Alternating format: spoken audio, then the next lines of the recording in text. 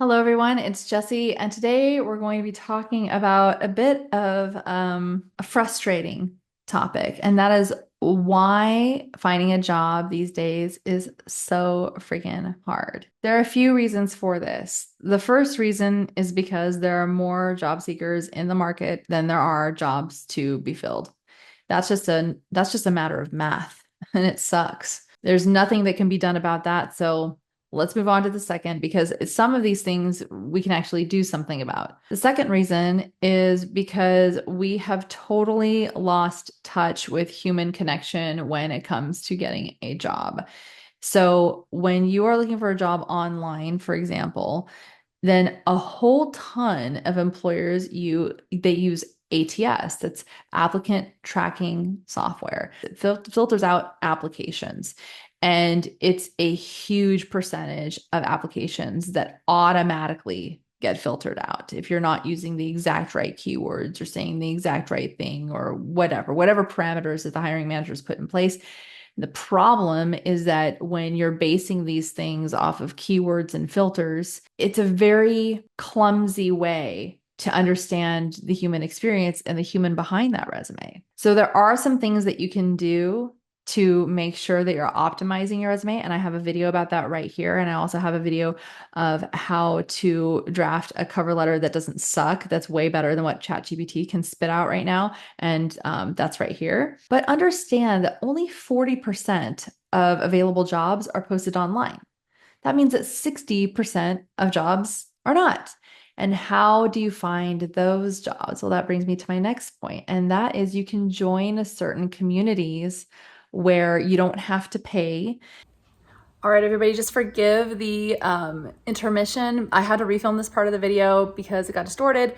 One of the other things that you can do that is super, super important is you can join a community. Join some sort of community with like-minded professionals, people who are in your same field, who are at the same level if you're just beginning your career, who are in your same geographical location, in your same age range, whatever is going to help you get really involved and attached with that community. And that can really, really help you out. People naturally want to be helpful. So if you can get into these communities and show that you are giving input that is valuable based upon your own experience or research or whatever, then people are going to want to help you more. That's just the way things go, generally speaking. When it comes to online jobs, you do have ghost posts that exists where you have a post that it's either irrelevant now because that job has been filled, but it never gets taken down, so that job posting may as well not exist, but you're wasting your time on it because you're submitting your resume, you're drafting a cover letter, and this job doesn't even exist, and it's really annoying. Or really, really crappy employers are posting jobs that have never existed and don't exist currently. And sometimes these bad actors will do this in order to sort of keep their current workforce in line, letting them know in case they're out there looking that they're replaceable. Look, I'm ready to replace you. You better be thankful for what you have. I feel like it's a very small percentage of employers who are doing this, but there are some who are doing just that. And a final thing that I want to talk to you about that I just want to make sure that you don't fall for this, because when I heard that this was happening, I was completely and totally disgusted. And I probably shouldn't be shocked by anything that I hear nowadays, but I was genuinely shocked. There was a CEO of a company who got up in the middle of a conference in, I want to say it was Denver or something, and he flat out admitted that he posts jobs to get free consulting. That means by these candidates that he's not even really considering. So he will post jobs in order to interview, even though if he's not doing it himself, he's the CEO, he's probably not doing it himself, but in order to get interviews of these people to suck information out from them, free information about how they could better structure their company or their department or, their project or whatever it is. And he was really proud of himself, and he bragged and he said, yeah, I've been getting free consulting like this for years. This was not popular because the room kind of groaned. And I think it's, as I said before, completely disgusting. And I don't think that most people are doing this, but it does happen. And I've seen on TikTok these poor job candidates who have been taken for a ride. They've gone on interview after interview after interview.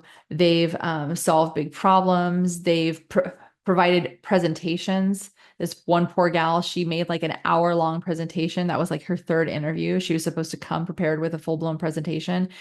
Just be leery of these companies if they're asking for you to present a presentation. That is very, very weird and rare, and that should be a red flag for you, that they're just wanting free information from you, and you honestly should not waste your time with that. Because if you're preparing an hour-long presentation, how long is it taking you to actually prepare that presentation? So much longer than an hour, right? I mean, you have better things to do and go find a different job. Like take those several hours that it's going to take you and focus that energy on doing something that is going to actually give you something. Now, I personally think that that is fraudulent. I really hope that the companies that do this, that engage in this horrific practice, that they will be outed. And we all need to know who these horrible companies are. And if I knew the name of that CEO, and if I knew the name of the company that he worked for, I would just tell you, but I don't. I don't know that. An exception for producing work before you get hired is in the tech space. So there are a lot of times where people who are doing the hiring, they want to make sure that the person that they're hiring can actually do the tech thing that they're supposed to be able to do. So solving like quick problems like that aren't going to be too big of a deal, that should be no problem. And it's kind of expected, but that's an exception and not the rule. And you definitely should not be asked to prepare a presentation. That's ridiculous. So these are just some things that you should look out for. Be careful out there. Be careful of your time and make sure that you're not being taken advantage of, or do the best you can to make sure you're not being taken advantage of. If you have questions, please leave a comment below. If you have a story that you think should be shared and could help others, please leave that in a comment below. And obviously, if you want more insight as to some of the things that you should watch out for so as to not waste your time, you only have limited resources. You shouldn't be wasting your time on these, a-holes.